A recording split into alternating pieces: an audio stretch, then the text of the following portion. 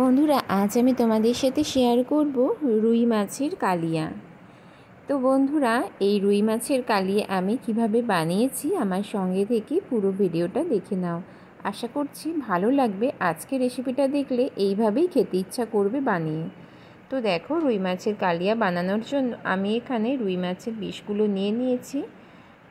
আর এখন আমি হলুদ আর লবণ একটু মাখিয়ে নিচ্ছি।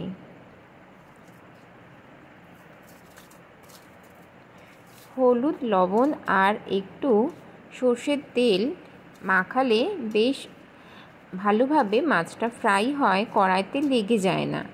তো বন্ধুরা, আমি এখানে তেলটা দিইনি, তোমরা চাইলে সর্ষের তেলটা অ্যাড করে দিতে পারো। আমি নুন হলুদ মাখিয়ে ভালো করে রেখে দিয়েছি কয়েক সেকেন্ডের জন্য। তারপর এদিকে দেখো সবজি কেটেছি কি কি।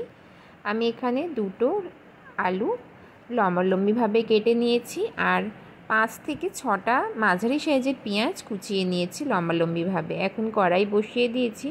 কড়াইয়ে আমি এখন দিয়ে নিচ্ছি সাদা তেল। আজকের রেসিপিটা আমি সাদা তেলেই বানাবো।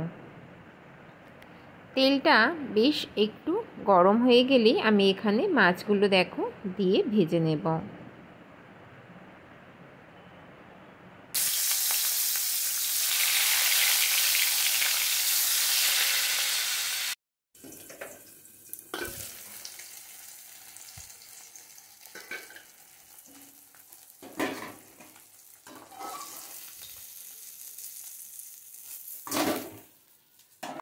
মাছগুলো ভাজা হয়ে গেছে, আমি একটা পাত্রে তুলে নিয়েছি। এখন কেটে রাখা আলুগুলো আমি ওই তেলের মধ্যেই দিয়ে নিলাম। এখন আলুটা আমি ভালো করে ফ্রাই করে নেব।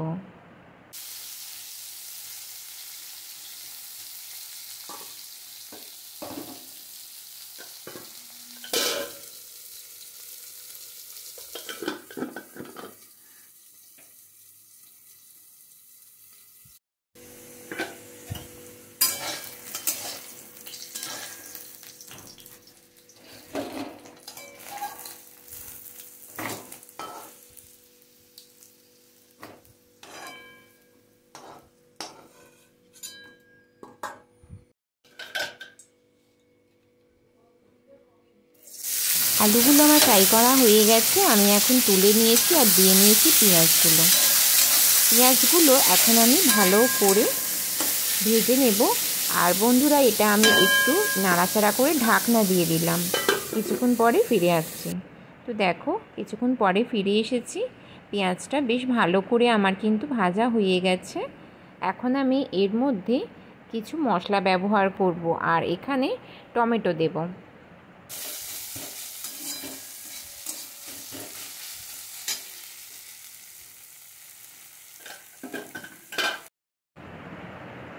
তো দেখো, পেঁয়াজটা ভেজে নিয়েছি আর আমি দিয়ে নিলাম টমেটো দিয়ে আমি এইভাবে কিছুক্ষণ একটু নাড়াচাড়া করে টমেটোটা হালকা একটু ভেজে নেব, যাতে টমেটোটা ভালোভাবে একটু সেদ্ধ হয়ে যায়। তার জন্য একটু ঢাকনা দিয়ে দেব। কিছুক্ষণ পরে দেখো ঢাকনা খুলেছি, দেখো টমেটোটা একেবারে সেদ্ধ হয়ে গেছে। আর যতটুকু বাকি আছে লবণ দেওয়ার পরে ততটুকু ঘেটে যাবে। এখন আমি এর মধ্যে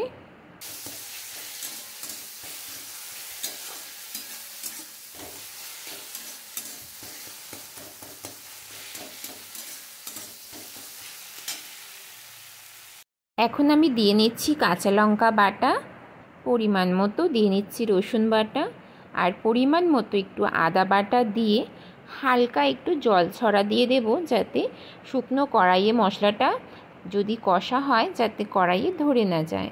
হালকা একটু জল ছড়া দিয়ে এখন আমি মশলাটা ভালো করে কষিয়ে নেব।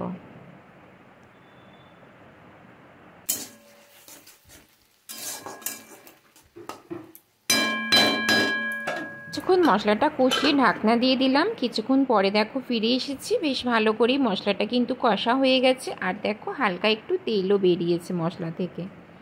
এই পর্যায়ে আমি এর মধ্যে কিছু গুঁড়ো মশলা ব্যবহার করব। দিয়ে নেব এখানে পরিমাণ মতো লবণ, পরিমাণ মতো হলুদ আর দিয়ে নেব এখানে জিরে গুঁড়ো আর দিয়ে নিচ্ছি এখানে কাশ্মীরি লঙ্কার গুঁড়ো।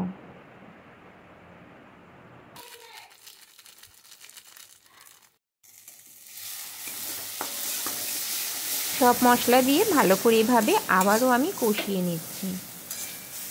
বন্ধুরা, যত বেশি কষানো হয় যে কোনো তরকারি, রান্নার স্বাদ কিন্তু তত বেশি ভালো হয়।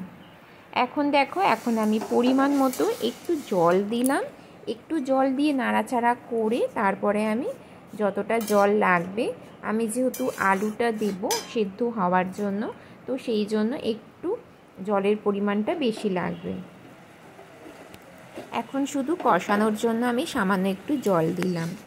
এইভাবে মশলাটা আমি আবারও একটু কষিয়ে নিচ্ছি। আর আগে থেকে যে ভেজে রাখা আলুটা এর মধ্যে এখন দিয়ে নিলাম।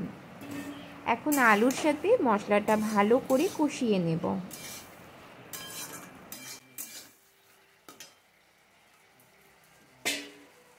ভালো করে কষানো হয়ে গেছে, এখন আমি জল দিয়ে দিচ্ছি। আলুটা সিদ্ধ হবে বলে আমি পরিমাণ মতো জল দিলাম। এখন ঢাকনা দিয়ে ঢাকা দিয়ে দিলাম। কিছুক্ষণ পরে দেখো ফিরে এসেছি। বেশ ঝোলটা অনেকটা শুকিয়ে গেছে। একদম রুই মাছের কালিয়ার যতটুকু আমার দরকার জুস ততটুকুই আছে। আলুটাও দেখো সেদ্ধ হয়ে গেছে। এই পর্যায়ে ভেজে রাখা যে মাছগুলো আমি এর মধ্যে দিয়ে নেব।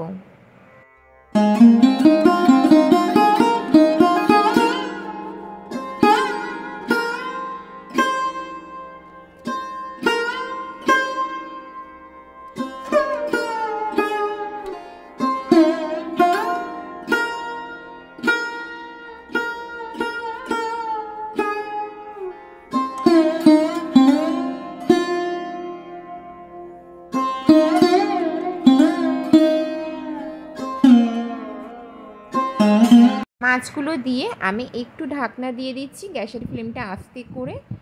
কিছুক্ষণ পরে দেখো আমি ফিরে আসছি। দেখো বন্ধুরা, আমি গ্যাসের ফ্লেমটা বন্ধ করে দিয়েছি। তারপরে গরম মশলা দিয়ে আমি কিন্তু এবার রেসিপিটা নামিয়ে নেব।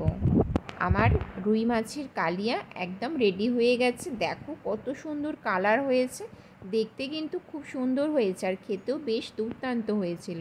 এখন এটা একটা প্লেটে আমি সার্ভ করে নিচ্ছি। দেখো বন্ধুরা, সার্ভও করে নিয়ে আমি ফিরে এসেছি। বন্ধুরা, তাহলে আজকের আমার রুই মাছের কালিয়া কেমন লাগলো অবশ্যই কমেন্ট করে জানাবে। আজকের ভিডিও ভালো লাগলে আমার ছোট্ট চ্যানেলের পাশে থেকে যেও, আর অবশ্যই অল নোটিফিকেশান অন করে রেখো এই রকম নিত্য নতুন ভিডিও পেতে। আজকের মতো বিদায় নিচ্ছি। দেখা হবে তোমাদের সাথে নেক্সট ভিডিওতে। টাটা।